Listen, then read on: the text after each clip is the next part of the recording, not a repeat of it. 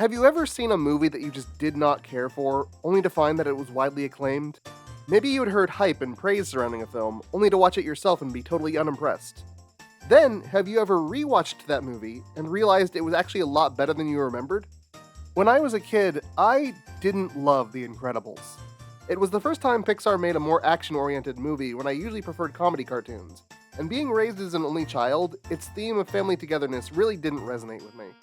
It was only after watching it again after I'd gotten older that I came to appreciate its carefully constructed action set pieces and mid-century modern art style, as well as its darker themes of loss, wasted potential, and failed justice.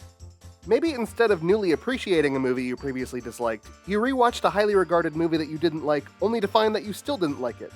I watched The Graduate once when I started college, then watched it again closer to when I graduated, and I still didn't like it. Cinematic classic my ass. Welcome to On Second Thought, the movie review show where I rewatch films that I did not like upon my first viewing, and reconsider whether I was wrong to dislike them or if I stand firm in my distaste. Earlier this year, one of my favorite directors, David Lynch, passed away. I think he was at his best when he told mystery stories with immaculate vibes, such as Twin Peaks or Mulholland Drive, which I personally consider to be his masterpiece. Even his more down-to-earth road movies like The Straight Story appealed to me. And honestly, my third favorite work of his is probably Wild at Heart. However, my introduction to David Lynch was a less positive one. In high school, I watched my first David Lynch film, most likely in 10-minute segments on YouTube. That film was Eraserhead. I did not really like it. It wasn't until I watched Blue Velvet, one of Lynch's mystery stories, in college that I came around on his work. After that, I watched Mulholland Drive and was blown away. I would go on to watch all of the rest of his films, and while some have appealed more to me than others, Eraserhead has remained my least favorite. I like it even less than Dune. But even for being Lynch's first film, Eraserhead is still highly regarded by respected filmmakers. David Cronenberg recently picked it during his visit to the Criterion Closet, Stanley Kubrick apparently declared it his favorite film at one point, and one of the big reasons Lynch had a career after Eraserhead at all is because Mel Brooks was a fan of the film. This compelled him to produce Lynch's second feature film, The Elephant Man. There may have been no Blue Velvet, no Twin Peaks, no Mulholland Drive, and no Inland Empire if Mel Brooks hadn't loved Eraserhead. Perhaps my opinion on Eraserhead has changed. After all, that was over 15 years ago, and I was in high school at the time.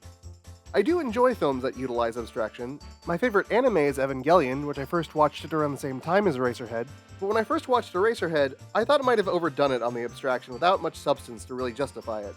It felt like Lynch was using the beginning of his career to play a practical joke on both the film's lovers and its detractors, and he was the only one laughing. Which is ironic because Lynch had a great sense of humor, and yet Eraserhead itself is such a humorless film. Since then, I think he only honed his craft. However, more recently, Episode 8 is honestly my least favorite episode of The Return, and that's the episode that feels the most like Eraserhead. Who knows, maybe sometime down the line I'll end up doing an episode of this series just on Episode 8 of The Return. I also think Lynch works far better in color than in black and white. The vibrant hues of Lynch's later films really contribute to the atmosphere, and when he's not able to show that, it feels like he's directing with his arms behind his back. But maybe I was wrong. Maybe the abstraction really does serve the narrative. Maybe the lack of color adds to the film's tone. The time has come for me to find out and reevaluate my thoughts. Okay, so on second thought, I certainly was too harsh on Eraserhead before. There's a lot more that I appreciate now than I did when I was younger.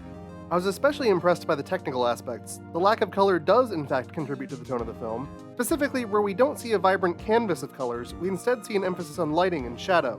In fact, I think this is something that was especially effective when this was shot in the 70s on film, as opposed to now when it would have been shot digitally. The set design was great. Everything has this heavy industrial feel to it. It feels very much like a world that looks really cool, but you'd never actually want to live in. There's a lot more interesting cinematography than I remembered. I remember the camera largely being flat and stationary. That's not true. There's actually a lot of movement in close-ups and unusual angles. I really dug the special effects. For decades, people wondered how that baby was made. The baby was a lot more impressive than I remembered. I did not remember that it had very realistic, moving eyes like an actual animal. But there were a lot more special effects that I thought were really cool too that I did not remember from the first time I saw the film. Possibly because I was distracted by the cheesy severed head and the makeup on the lady in the radiator. Of course, I'm far from the first person to bring this up, but the most impressive technical aspect was the sound design. There are a lot of really effective sounds to make everything feel uneasy, if not legitimately terrifying. The great sound design was another aspect that I did not remember from the first time I saw the film. At best, I would have been watching it with some cheap headphones. It's possible I was using computer speakers from sometime in the 2000s. All that being said, this still hasn't moved that far up in my preferences for Lynch films. I still find the acting and dialogue to be, well, grating. I get that it's not supposed to be natural, but it just felt irritating. I wasn't sure if it was meant to be more reflective of dream logic or dollhouse logic. And considering sexual impurity is a major theme of the movie, I was wondering who on earth would ever want to fuck this guy in the first place. Maybe that's the point. It's not like any of the other characters are considerably more appealing. Come to think of it, what would compel this guy to have sex with the girl he had the baby with? She seems really unpleasant to be around. Maybe they were made for each other. Whatever, this is clearly not meant to be a representation of how real people act in the real world. I just didn't really care for how these people acted in this world. Except for the plumber guy, that dude was great. Compare this to Lynch's later works, which have all sorts of appealing characters, even when they're very clearly disturbed. Do I still think the abstraction was excessive and lacking in substance? Kinda. I found a lot of the imagery to be effective, but any symbolism that can be gleaned from the radiator or the singing lady inside of it seems like kind of an ass pull to me. And it's very possible it isn't deliberate symbolism at all. It might just be images that Lynch thought were interesting or disturbing. More than any other Lynch film, a lot of it really is up to the viewer's interpretation. But as a result, I don't think it lends itself well to any particularly coherent interpretation. I don't think it was really fair of me to say Lynch made the film to play a practical joke on the audience, at least not solely for that purpose. There's too much effort on display from the entire cast and crew for it to be worth that. And if the effort wasn't there, they all would have had to be in on it, and approving of their time being used that way. I'm still not crazy about the now famous Most Spiritual Film interview though. I do think that specifically was a joke. On that note, is the film as humorless as I'd said? Well, it's not utterly devoid of humor. There's still not a whole lot though. And the little bit there is doesn't work that much for me. Actually, one of the funniest things to me was the visual gag of the normal-sized fish on the wall during the dinner scene. I totally forgot about the head scene. I did not remember it at all. It's the closest the movie really gets to being humorous, but again, I mostly found it annoying. But that's an example of what I'd said before, in that I felt that Lynch had really honed his craft following Eraserhead. What didn't work for me felt like the roots for the things that did work in his later films.